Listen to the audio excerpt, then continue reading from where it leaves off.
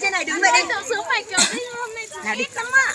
Đi. Mẹ cái con thu mà con chân này nó đấy. Chỉ gió đâu. Khổ. Lam xuống đấy cô. Chắc chưa được kiểu rạo hay sao?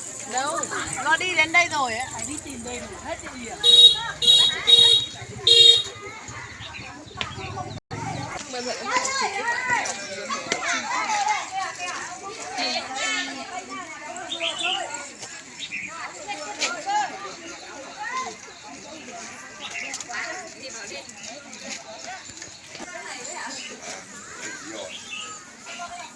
Sáng nhỉ, không ăn thì đói rồi ăn thì ô tới chiều xin năm mà được muốn tôi dạ trâu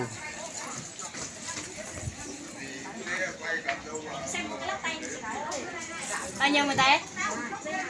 Dê bằng tay và chanh nữa. Cái này à? Như cái này là 80.000. Cho nó xinh.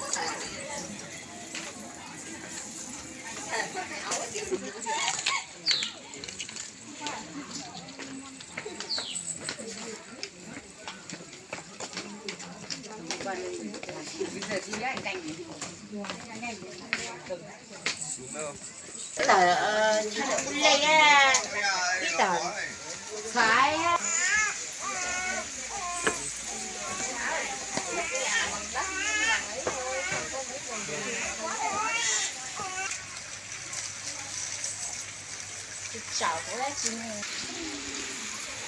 Ôm ơi, đứng ở đây thì che cho ấy. Ba cái ôm hả? Ba cái ôm mà có 2 cái ô của Thảo ở đâu? Còn lên thân thuốc cô ấy cô nhá hiểu này.